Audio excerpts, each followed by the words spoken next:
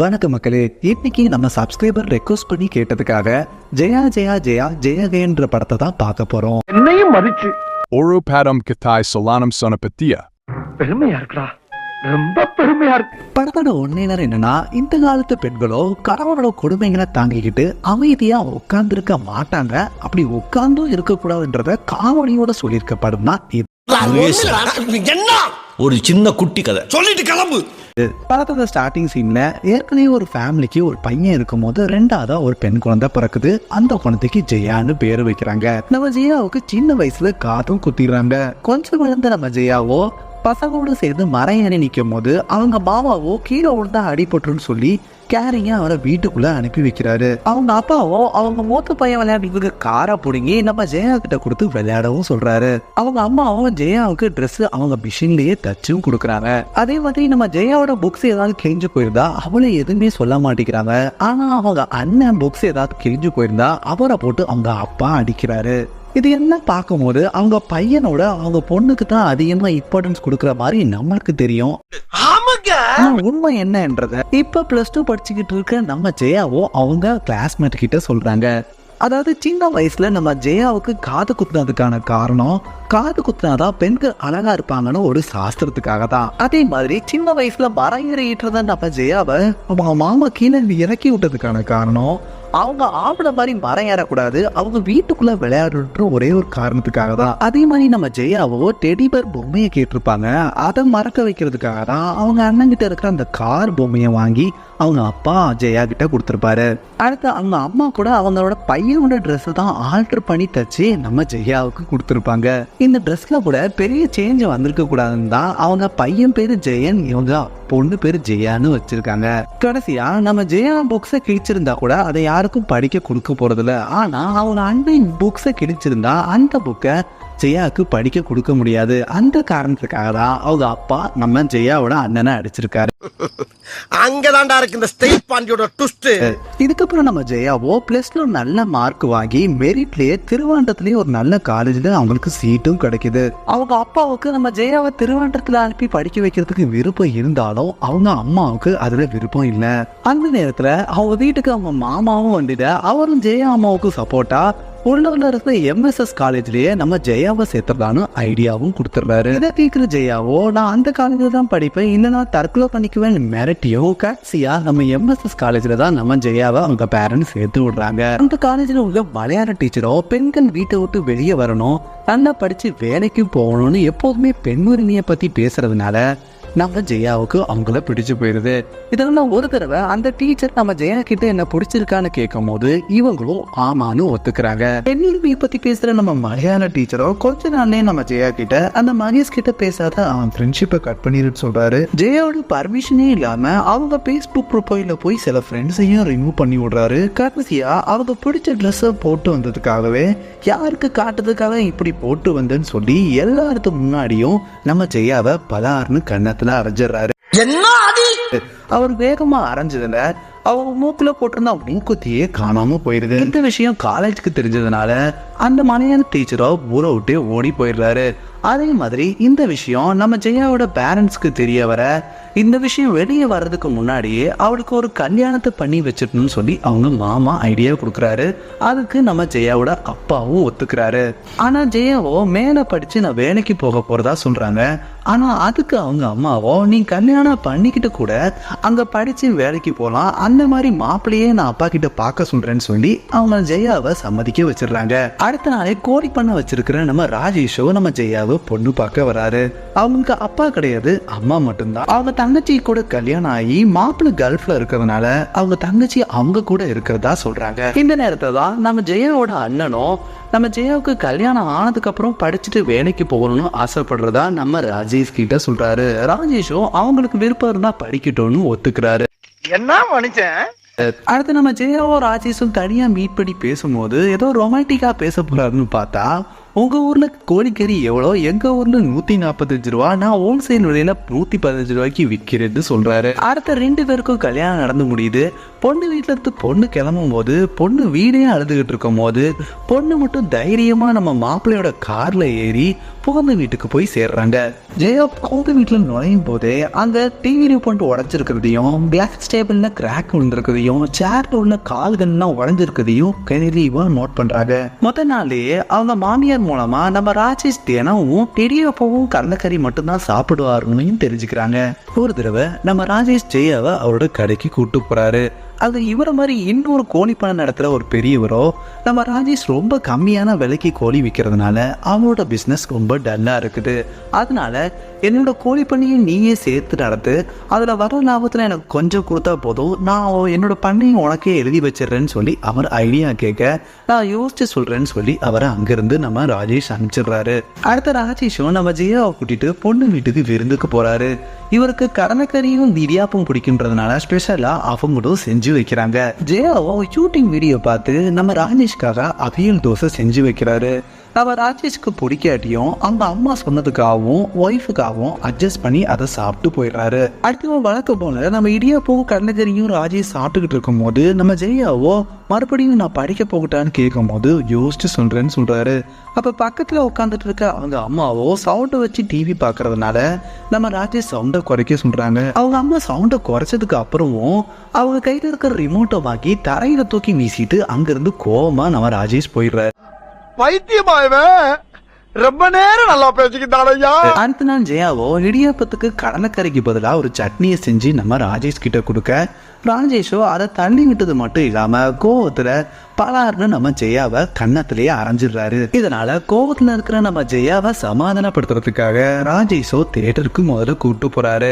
அப்புறம் பக்கத்துல இருக்கிற ஹோட்டலுக்கு கூட்டு போய் அவருக்கு பிடிச்ச இடியாப்பமும் சில்லி சிக்கன் வாங்கி கொடுத்து நம்ம ஜெயாவை சமாதானப்படுத்துறாரு. இதுக்கப்புறம் ராஜேஷோ எதுக்கு எடுத்தாலும் நம்ம ஜெயாவை பலார்னு கன்னத்துல அறைய ஆரம்பிக்கிறாரு. ஒவ்வொருத்தரும் அரைஞ்சதுக்கும் வழக்கம் போல தியேட்டருக்கு கூட்டு போறாரு. பக்கத்துல இருக்கிற ஹோட்டலுக்கு கூட்டு போய் அவருக்கு பிடிச்ச அதே இடியாப்பமும் சில்லி சிக்கனையும் வாங்கி கொடுத்து சமாதானப்படுத்தாரு. ஐயோ மீண்டும் மீண்டுமா இப்படியே தொடர்ந்து நடந்துகிட்டு இருக்கிறதுனால நம்ம ஜெயாவோ எங்க அம்மாவை பார்க்கணும் போல இருக்கு, வீட்டுக்கு கொண்டு போய் விட சொல்லி நம்ம ராஜேஷ் கிட்ட கேட்கிறாரு. அவரும் ரொம்ப பிஸியா இருக்கிறதுனால அப்புறம் பார்க்கலான்னு சொல்லிட்டு போயிடுறாரு. இதனால நம்ம ஜெயாவோ கணவர் தன்னை அடிச்ச விஷயத்த அவங்க அம்மாவுக்கு ஃபோன் பண்ணி சொல்றாரு. அவங்களும் அட்ஜஸ்ட் பண்ணி தான் நம்ம பொம்பளைங்க இருக்கணும்னு சொல்லி அட்வைஸ் பண்றாங்க. அதுக்கப்புறம் நம்ம ஜெயாவோ அவர்கிட்ட கேட்காமலே நம்ம ராஜேஷோட ஜீன்ஸை எல்லாத்தையும் தூக்கி போட்டுறாரு. இதுக்கும் ராஜேஷ் நம்ம ஜெயாவை பலார்னு அடிக்க அவங்க அப்பாவுக்கு ஃபோன் பண்ணி அவர் எப்போ பார்த்தாலும் என்ன அடிக்கிறாருன்னு சொல்றாங்க. அவரும் லைஃப் தான் இப்படி தான் இருக்கும், போக போக சரியாயிருன்னு சொல்லிட்டு போனை கட் பண்ணிடுறாரு. நம்ம ராஜேஷோட தங்கச்சியும் நான் ஒரு கோவத்துல என்னோட ஹஸ்பண்டோட வீட்டு விட்டு வந்துட்டேன், இது வரைக்கும் அவர் என்ன கூப்பிடவே வரல, நானும் அதனால இங்கேயே இருக்க வேண்டியதா போயிடுச்சு, அதனால நீயும் இங்கிருந்து உங்க வீட்டுக்கு போனா ஒன்னதான் எல்லாரும் குறை சொல்லுவாங்கன்னு சொல்றாங்க. இதுக்கப்புறம் நம்ம ஜெயாவோ எப்போதுமே போனும் கையுமா இருக்காங்க. அவங்க ஹஸ்பண்ட் சாப்பாடு வர வரைக்கும் போன் வச்சுட்டு இருக்காங்க. காலையில குளிக்கும் போது கூட உள்ள போன் எடுத்துட்டு தான் போயிட்டு வராங்க. நைட்டு அவங்க ஹஸ்பண்ட் திரும்ப வர வரைக்கும் மாடியில போனை வச்சுதான் பாத்துக்கிட்டே இருக்காங்க. என்னவா இருக்கும் எனக்கு என்னடா தெரியும். இந்நேரத்துல தான் நம்ம ராஜேஷோட கடைக்கு மறுபடியும் அந்த கோழி பண்ணை நடத்துற பெரியவரோ ஃபார்மை வாங்குற விஷயத்த பத்தி கேட்கிறாரு. ஆனா அவருக்கு இன்ட்ரெஸ்டே இல்லைன்னு சொல்லி அந்த பெரியவரை அங்கிருந்து ராஜேஷ் அனுப்பிச்சிடுறாரு. அதுக்கப்புறம் சாப்பிடறதுக்காக நம்ம ராஜேஷ் வீட்டுக்கு வராரு. அவங்க வர்றது கூட தெரியாம ஜெயாவோ போன்ல வீடியோ பார்த்துக்கிட்டு ஹெட்போன்ல கேட்டுக்கிட்டு இருக்காங்க. இதை பார்க்குற நம்ம ராஜேஷோ அவங்க கிட்ட இருந்து போனை புடுங்க ட்ரை பண்ணும் போது அவங்க இறுக்கி பிடிச்சிக்கிறாங்க. இதனால நம்ம ஜெயாவா அவங்க அடிக்க ஓங்கும் போது அவங்க தடுத்துட்டு எட்டி நேரா அவரோட வயிற்றுலேயே உதைக்க அவர் பறந்து போய் ஃபிஷ் டேங்க் வச்சிருக்க டேபிளுக்கு அடியில போய் அவர் தலை மாட்டிக்குது. அதை கஷ்டப்பட்டு அவர் எடுக்கும் போது அந்த ஃபிஷ் டேங்க் கீழே விழுந்து அதுவும் உடஞ்சும் போயிடுது. நான் என்னமோ உன்னை பெரிய ரவுடில நினைச்சேன், ஒரே அடியில பொசுக்குன்னு போயிட்டா. பிளாஷ்பேக்ல ஜெயாவோ போன் மூலமாவே எப்படி அடிக்கிறத நம்ம பிளாக் பண்றது, எப்படி எதிரியை எட்டி உதைக்கிறதுன்னு தற்காப்பு கலை எல்லாத்தையுமே பார்த்து வச்சுக்கிட்டு அதை பாத்ரூம்ல இருக்கும் போது செவுத்தை எட்டி உதைச்சும் வெளியே இருக்கும் மரத்துல எட்டி உதைச்சும் பிராக்டிஸ் பண்ண விஷயத்த நம்மளுக்கு காமிக்கிறாங்க. இதனால ராஜேஷோ சாப்பிடாமலே மறுபடியும் கடைக்கே போயிடுறாரு. நைட்டு வீட்டுக்கு கிளம்புற நேரம் ஆயும் கடையிலே இருக்கிறதுனால கடையில் உள்ள பசங்களோ என்னன்னு நம்ம ராஜேஷ் கிட்ட கேட்கும் போது அவர் வயிற்றுல அடி வாங்குற விஷயத்த சொல்ல வரும்போது அவங்க தவறுதலா இவ ஒய்ஃபை தான் எட்டி உதச்சிட்டதா அவங்க தப்பா நினைச்சிடுறாங்க. இதனால அவங்க ஒய்ஃப்க்கு வயிற்றுல பிளட் கிளாட் கூட ஆயிருக்கலாம். அதனால கண்டிப்பா டாக்டருக்கு கூட்டு போங்கன்னு அட்வைஸ் பண்ணி அவங்களே வீட்டுக்கும் அனுப்பிச்சு வைக்கிறாங்க.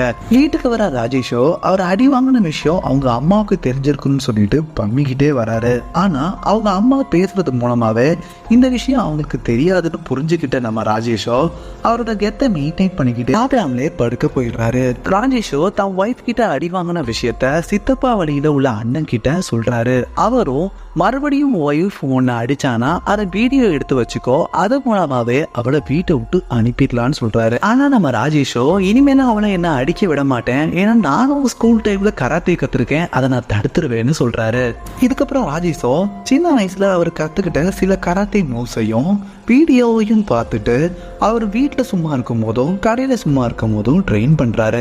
அடுத்த ஒரு நாள் வீட்டுக்கு சாப்பிட நம்ம ராஜேஷ் வரும்போது அவங்க அம்மாவும் தங்கச்சியோ வெளியே போனதை தெரிஞ்சுக்கிட்ட அவரும் இவங்க ஃபைட்டை வீடியோ ரெக்கார்ட் பண்றதுக்காக அவரோட ஃபோன் கேமராவை டிவிக்கு முன்னாடி வச்சுட்டு ஸ்ட்ரெயிட்டாவே நம்ம ஜெயாவை சண்டைக்கு கூப்பிடுறாரு.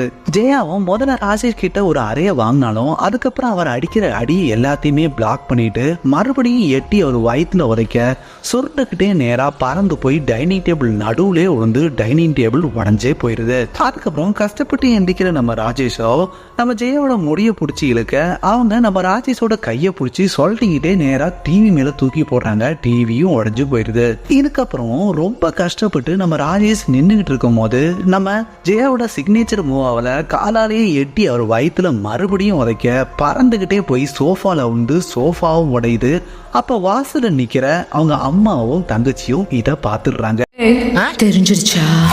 இதுக்கப்புறம் ராஜேஷ் பேரண்ட்ஸோ நம்ம ராஜேஷோட அண்ணனையும் நம்ம ஜெயாவோட பேரண்ட்ஸையும் கூப்பிட்டு நம்ம ஜெயாவுக்கு புத்திமதி சொல்றாங்க. ராஜேஷோட அண்ணனும் நம்ம ஜெயா கிட்ட அவன் அடிச்சிருந்தா கூட நீ கொஞ்சம் அட்ஜஸ்ட் பண்ணி போயிருக்கணும்னு சொல்றாரு. அதெல்லாம் என்னால முடியாதுன்னு அவங்க சொல்லிடுறாங்க. இதனால ராஜேஷை தனியா வெளியே கூட்டு வந்து நீ கொஞ்சம் இறங்கி போய் அவளுக்கு ஒரு குழந்தைய கொடுத்துட்டனா அதுலயே ஒரு 4 வருஷம் ஓடி போயிடும், மறுபடியும் ஒரு குழந்தைய கொடுத்தா இன்னும் ஒரு 4 வருஷம் ஓடி போயிடும். இதனால அவ படிக்கணும்னு ஆசைப்பட்டது கனவாவே மாறிடும். அதனால நீ அவகிட்ட ஒரு சாரி மட்டும் கேளு, மற்றதெல்லாம் நான் பேசிக்கிறேன்னு சொல்லி உள்ள கூட்டு வராரு. நம்ம ராஜேஷும் சாரி கேட்க அதுக்கு பதிலாக ஜெயாவும் சாரி கேட்டுறாங்க. அடுத்த ராஜேஷோ நம்ம ஜெயாவை கரெக்ட் பண்றதுக்காக அவங்களோட பேரண்ட்ஸ் வீட்டுக்கு கூட்டு வராரு. அவங்க பேரண்ட்ஸ் முன்னாடியே நம்ம ஜெயா கிட்ட பாசமாவும் நடந்துக்கிறாரு. அன்னைக்கு நைட்டு அவங்க வீட்லயே ஃபர்ஸ்ட் நைட் போட ஸ்டார்ட் பண்ணலான்னு பிளான் பண்ற நம்ம ராஜேஷுக்கோ ஜெயா பீரியட்ஸ்ல இருக்கிற விஷயம் தெரிய வருது. இதனால கோபமடைகிறவரோ அடுத்த நாள் காலையிலேயே அவங்க வீட்டுக்கு கூட்டு போயிடுறாரு. ராஜேஷோட அண்ணனும் கரெக்டா பீரியட் முடிஞ்சு 6 நாள் கழிச்சு நீ உடல் வர வச்சுக்கிட்டா கண்டிப்பா குழந்தை ஃபார்ம் ஆயிரும் ஐடியா கொடுக்க இவரும் 6 நாள் கழிச்சு நம்ம ஜெயா கிட்ட நீ எனக்காக எவ்வளவோ செய்யற, உனக்காக நான் என்ன செய்யணும்னு சொல்லி கேட்கிறாரு. அவங்களோ எனக்கு கண்ணுக்கு கண்மை போட்டு விடுங்கன்னு சொன்ன உடனே இவரும் எவ்வளவோ முயற்சி பண்ணி பாக்குறாரு, அவரால் போட முடியல. நம்ம ஜெயாவோட அம்மாவோ அவங்களுக்கு லவ்லிகா ரொம்ப பிடிக்கும்னு சொன்னதுனால ராஜேஷ் அடுத்த நாளே நம்ம ஜெயாவுக்கு வாங்கிட்டு வந்து கொடுக்குறாரு. அதுக்கு அடுத்த நாள் நீ தனியா இதை சாப்பிட்டு காலி பண்ணிடலாம் நினைச்சேன்னு சொல்லி அவங்க கிட்ட கேட்க அவங்களோ எனக்கு இது சுத்தமா பிடிக்காதுன்னு சொல்லிடுறாங்க. இதனால நம்ம ராஜேஷ் பல்பு வாங்கிடுறாரு. அன்னைக்கு நைட்டு 2 பேரும் சேர்ந்து தூங்கிட்டு இருக்கும் போது நம்ம ஜெயாவோ ராஜேஷ் கிட்ட எனக்கு லவ்லிகா பிடிக்காதுன்னு சொன்னதுக்கு மன்னிப்பு கேட்குறாங்க. உடனே இந்த டைப்பை நம்ம யூஸ் பண்ணிக்கலாம்னு சொல்லிட்டு நம்ம ராஜேஷோ உன்னை கட்டி பிடிச்சி முத்தம் கொடுக்கலாமான்னு கேட்க அவங்களும் அமைதியா இருக்கிறதுனால இவரும் முத்தம் கொடுக்க போறாரு. அந்த நேரத்துல ஜன்னலுக்கு வெளியே ஒரு பாம்பு வரத்தை பார்த்து பயந்து இவர் கத்த அவங்க அம்மாவும் தங்கச்சியும் அவர் ரூமு கிட்ட ஓடி வந்துடுறாங்க. அவங்க கிட்ட இந்த விஷயத்த சொன்ன உடனே அவங்க தங்கச்சி ஜெயாவா அவங்க ரூமுக்கு படுக்க கூட்டு போயிடுறாங்க. இதனால நம்ம ராஜேஷோ தனியா தான் அவர் ரூம்ல தூக்கம் வராம உட்கார்ந்து இருக்காரு. இவரும் தூக்க வராம உட்கார்ந்து இருக்கிறதுனால கடையில் உள்ள பசங்களுக்கு போன் பண்ணி 3 மணிக்கு போக வேண்டிய சரக்கை இப்பவே எடுத்து வைங்கன்னு சொல்லி அவங்களையும் எழுப்பி எடுத்து வைக்க சொல்றாரு. இதனால அந்த பசங்களும் தூங்காம அவர் சொன்ன மாதிரியே சரக்கெல்லாம் லோட ஏத்திட்டு அவருக்காக வெயிட் பண்ணிட்டு இருக்காங்க. இங்க நம்ம ராஜேஷோ 2:30 மணிக்கு அலாரம் வச்சு எந்திரிச்சு குளிச்சுட்டு வெளியே வரும்போது அவங்க ரூம்குள்ள ஜெயா இருக்காங்க. இதுதான் சந்தர்ப்பம்னு சொல்லி நம்ம ராஜேஷ் ஜெயா கிட்ட நெருங்க அவங்களும் அலோவ் பண்றதுனால 2 பேருக்கும் மேட்டர் நடந்து பிடிச்சிருது. காலையில 3 மணி ஆகியும் கடைக்கு நம்ம ராஜேஷ் வர்றதுனால அவருக்கு கடையில் உள்ள பசங்க தொடர்ந்து கால் பண்றாங்க. ஆனா அவர் போனையே எடுக்கல. காலையில சந்தோஷமா ராஜேஷ் கடைக்கு வரும்போது அந்த பசங்களும் இவருக்காக வெயிட் பண்ணி கடையிலேயே தூங்கிட்டு இருக்கிறத அவரு பாக்குறாரு. அடுத்த ராஜேஷும் நம்ம ஜெயா பிரெக்னெண்டா இருக்காங்களான்னு செக்அப் பண்றதுக்காக ஹாஸ்பிட்டலுக்கு கூட்டு வந்திருக்காரு. இந்த நேரத்துல ராஜேஷோட அண்ணா அவருக்கு கால் பண்ண நான் அப்புறமா கால் பண்றேன்னு சொல்லிட்டு இவரு போனை வச்சிடுறாரு. இதனால ராஜேஷோட அண்ணன் ஆடியோ மெசேஜ் அனுப்புறாரு. அதுல நம்மளோட பிளான் சக்சஸ் ஆயிடுச்சா, அவளுக்கு எந்த வித சந்தேகம் வரலையான்னு சொல்றாங்க. இத பக்கத்துல உட்கார்ந்து இருக்கிற நம்ம ஜெயாவும் கேட்டு உடனே அதை பத்தி நம்ம ராஜேஷ் கிட்ட கேட்க அதே நேரத்துல தான் டாக்டர் உள்ள கூப்பிடுறதுனால அதை வச்சு சமாளிச்சு நம்ம ராஜேஷ் ஜெயாவை டாக்டர் கிட்ட கூட்டு போயிடுறாங்க. டாக்டரும் பீரியட் முடிச்சு 2 வீக்ஸ் ஆகுறதுனால நான் ஒரு அயன் டேப்லெட்ஸ் எழுதி தரேன், கரெக்டா 2 மாசம் ஆகும்போது நம்ம ஸ்கேன் பண்ணி பாத்துக்கலாம்னு சொல்லிட்டு அங்க இருந்து 2 பேரையும் அனுப்பி வைக்கிறாங்க. உடனே நம்ம ராஜேஷும் அவங்க ஒய்ஃப் ஜெயாவையும் அவங்க அம்மாவையும் வீட்டுல இறக்கி விட்டுட்டு இதுங்க கடையில வேலை இருக்குன்னு சொல்லிட்டு எதுவுமே பேசாம அங்கிருந்து வேகமா கிளம்பி போயிடுவாரு. வீட்டுக்கு வர நம்ம ராஜேஷ் கிட்ட ஜெயாவும் அது பிளான் என்னன்னு சொல்லிட்டு திருவி கேட்டதுனால கடைசியில நானும் எங்க அண்ணனும் சேர்ந்து பிளான் பண்ணதுனாலதான் இப்ப நீ பிரெக்னெண்டா இருக்க, இனிமேல நீ வேலைக்கும் போக முடியாது, கடைசி வரைக்கும் நான் சொன்னதுதான் கேட்டாகணும்னு சொல்றாங்க. இதை கேட்ட உடனே ஷாக்கான நம்ம ஜெயாவோ மயங்கி கீழே விழுந்துடுறாங்க. இதுக்கப்புறம் ஹாஸ்பிட்டல் அட்மிட் பண்ணப்படுற நம்ம ஜெயாவை பாக்குறதுக்காக அவங்க பேரண்ட்ஸும் வந்திருக்காங்க. அந்த டாக்டரும் நம்ம ஜெயாவுக்கு ஏற்பட்ட ஹை பிபினால அவங்க குழந்தை மிஸ்கேரேஜ் ஆயிடுச்சுன்னு சொல்றாங்க. இந்த குழந்தை மிஸ்கேரேஜ் ஆனதுக்கு காரணமே ஜெயா தான் சொல்லிட்டு அவங்க அம்மாவும் மாமியாரும் மாறி மாறி நம்ம ஜெயாவை திட்டிட்டு இருக்கிறதுனால நான் யாருக்கும் பாரமா இருக்க விரும்பல, அதனால எனக்கு பிறந்த வீடு வேணாம் புகுந்த வீடா வேணான்னு சொல்லிட்டு அங்கிருந்து அவங்க கிளம்புற நேரத்துல ராஜேஷோ இந்த ஹாஸ்பிட்டல் பில்ல பாதியாவது கட்டிட்டு போறோம் நம்ம ஜெயா கிட்ட சொல்ல அவங்க கழுத்துல இருக்கிற தாலியை திரட்டி அங்க பக்கத்துல இருக்கிற டேபிள்ல வச்சுட்டு அங்க இருந்து கிளம்பிடுறாங்க. வெளியே வர நம்ம ஜெயாவோ ஹாஸ்பிட்டலுக்கு வெளியே இருக்கிற பஸ் ஸ்டாண்ட்ல உட்காந்து அழுதுகிட்டு இருக்காங்க. இதை பாக்குற அவங்க அண்ணனும் வீட்டுக்கு கூப்பிட அவங்க வர முடியாதுன்னு சொல்றதுனால அவங்கள ஒரு ஒர்க்கிங் உமன் ஹாஸ்டல்ல சேர்த்து விட்டு போயிடுறாரு. அங்க இருந்துகிட்டு ஜெயாவோ வேலைக்கு ட்ரை பண்றாங்க. ஆனா அவங்களுக்கு டிகிரி இல்லாதனால வேலை கிடைக்க மாட்டேங்குது. ஹாஸ்டல் வாடணும் நம்ம ஜெயா நல்லா தைக்கிறதுனால நீ ஒரு தையல் மிஷின் கடை போடுன்னு சொல்லி ஐடியா கொடுக்குறாங்க. இவங்களும் பேங்க்ல லோனுக்கு ட்ரை பண்ணும் போது இவங்களுக்கு டிகிரி இல்லாதனால லோன் தர மாட்டேங்கிறாங்க.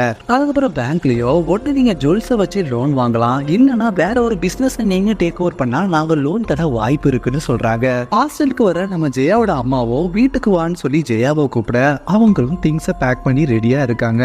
அதுக்கப்புறம் தான் நான் உன்னை ராஜேஷ் வீட்டில் விட்டுட்டு வீட்டுக்கு கிளம்புறேன்னு சொல்றதுனால நான் வர முடியாதுன்னு நம்ம ஜெயா சொல்றாங்க. இதனால கோவத்துல அவங்க அம்மா அவங்கள திட்டிட்டு அங்க இருந்து கிளம்பிடுறாங்க. இதனால மனமுடையில நம்ம ஜெயாவோ ஹாஸ்டலோட மாடிக்கு போய் அங்க இருந்து கீழே வந்து தற்கொலை பண்ணிக்கலாம்னு நின்றுட்டு இருக்கதோட அங்க சீனை கட் பண்ணிடுறாங்க.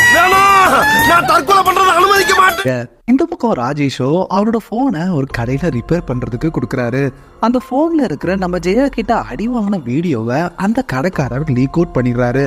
இதனால அந்த வீடியோ வைரல் ஆகி ஊர் ஃபுல்லா நம்ம ராஜேஷ் ரீச் ஆயிடுறாரு. இதனால ராஜேஷோ கடைக்கு போகாம வீட்லயே இருந்துடுறாரு. கடையில வேலை செய்யற பையங்களோ அவருக்கு போன் பண்ணி நீங்க வராத கேப்ல அந்த கிருஷ்ணா ஃபார்ம் நடத்துற பெரியவரோ நம்மள விட விலை கம்மியா விற்கிறாருன்னு சொல்லி இன்ஃபார்ம் பண்றாரு.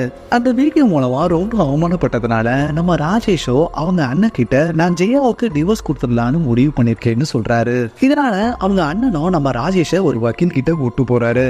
அந்த வக்கீலும் ஏற்கனவே இந்த வீடியோவை பார்த்துருக்கிறதுனால இந்த வீடியோவை வச்சு உங்க ஒய்ஃப் கிட்ட இருந்து நான் டிவோர்ஸ் வாங்கி கொடுத்துட்றேன்னு சொல்றாரு. நைட்டு கடைக்கு வர நம்ம ராஜேஷ் கிட்ட அங்க கடையில் வேலை செய்ற பசங்களோ ஏற்கனவே நம்ம கிட்ட லோடு வாங்குறவங்க இப்ப வேணான்னு சொல்லிட்டாங்க. அதுக்கு காரணமே நம்ம கிருஷ்ணா ஃபார்ம் நடத்துற அந்த பெரியவரோ நம்மளோட கம்மியா 115 ரூபாய்க்கு விற்கிறதுனாலதான். இதனால நாளைக்கு காலையிலேயே போய் நாங்கெல்லாம் சேர்ந்து அந்த கிழவனை மிரட்டிட்டு வரோம்னு சொல்லி நம்ம ராஜேஷ் கிட்ட சொல்றாங்க. அப்ப கடையில இருக்கிற பையனும் நம்ம ராஜேஷ்க்கு டைவர்ஸ் கிடைச்சா அவர் சந்தோஷமா இருப்பாருன்னு சொல்ல உடனே ராஜேஷோ டிவோர்ஸ் கிடைச்சா பொண்ணுங்க வேணா சந்தோஷமா இருப்பாங்க, ஆனா ஆண்களால முடியாது, ஏன்னா அவங்க பெண்கள் இல்லாம சந்தோஷமா வாழ முடியாதுன்னு சொல்றாரு. என்னமாடா நீ? கோர்ட்ல ஜெயாவோ நம்ம ஜட்ஜு கிட்ட நான் ராஜேஷ் என்கிட்ட டைவர்ஸ் கொடுக்கறத பத்தி டிஸ்கஸ் பண்ணவே இல்லைன்னு சொல்றாங்க. உடனே நம்ம ஜட்ஜும் இதை பத்தி நம்ம ராஜேஷ் கிட்ட கேட்க, நானும் கோழி பிசினஸ்ல ரொம்ப பிஸியா இருந்ததுனால அவகிட்ட என்னால சொல்ல முடியல, அவ என்ன வீட்டுல வேலை பாக்குறவதான்னு சொல்லி வார்த்தையை விட்டுறாரு. இதை கேட்ட உடனே ஜட்ஜோ அதே மாதிரி தான் வீட்லயும் பிஹேவ் பண்ணுவாருன்னு சொல்லி ஜெயா கிட்ட கேட்க, இதை விட ரொம்ப மோசமா பிஹேவ் பண்ணுவாரு, சின்னதுக்கெல்லாம் கோவப்படுவாரு, என்ன அடிக்கவும் செய்வாருன்னு சொல்றாங்க. உடனே நம்ம ஜட்ஜு கிட்ட ஜெயாவோ எனக்கு 5 நிமிஷம் கொடுங்க, அவகிட்ட நான் பேசிட்டு வந்துடுறேன்னு சொன்னதுனால அவங்களும் ஓகேன்னு சொல்றாங்க. வெளியே ராஜேஷ் கிட்ட பேசுற நம்ம ஜெயாவோ இப்ப நீ கோழி எத்தனை ரூபாய்க்கு கொடுக்குறேன்னு சொல்லி கேட்கறாங்க. அவரும் 125 ரூபாய்க்குன்னு சொல்றாரு. அதுக்கு நம்ம ஜெயாவோ நான் இப்போ 115 ரூபாய்க்கு கொடுக்குறேன்னு சொல்லிட்டு அவர் கொடுத்த டைவர்ஸ் பேப்பர்லையும் கையெழுத்து போட்டு கொடுத்துட்டு அங்கிருந்து கிளம்பி போறாங்க. என்னங்க எனக்கு ஒண்ணுமே பிளாஷ்பேக்ல நம்ம ஹாஸ்டல் மாடியில இருந்து தற்கொலை பண்ணிக்கலாம்னு நின்றுட்டு இருக்க நம்ம ஜெயாவுக்கு ஒரு தடவை ராஜேஷ் கூட அவங்க கடைக்கு போகும்போது கிருஷ்ணா ஃபார்ம்ஸ் நடத்துற அந்த பெரியவரோ அவரோட ஃபார்மையும் எடுத்துக்கிட்டு அதில் வர கொஞ்சம் லாபத்தை கொடுத்தா போதும்னு கேட்டிருப்பாரு. அது அவங்களுக்கு ஞாபகம் வருது. ஏற்கனவே பேங்க்ல மற்றவங்க பிஸ்னஸை டேக் ஓவர் பண்ணால் லோன் தர்றதா சொல்லியிருப்பாங்க. அதனால அந்த லோனை வாங்கி நம்ம பெரியவர்கிட்ட இருந்து அந்த கிருஷ்ணா ஃபார்மை டேக் ஓவர் பண்ணிடுறாங்க. அடுத்த நாள் காலையிலேயே நம்ம ராஜேஷ் கடை பசங்க எல்லாருமே அந்த கிருஷ்ணா ஃபார்மோட ஓனர் பெரியவர்னு சொல்லிட்டு அவரை அடிக்க போறாங்க. ஆனா அவருக்கு பின்னாடி வர உண்மையான ஓனரான நம்ம ஜெயாவோ அந்த ராஜேஷ் கடை பசங்க எல்லாத்தையுமே அடிச்சு பறக்க விடுறாங்க. அதோட இந்த படத்தையும் முடிச்சிடுறாங்க.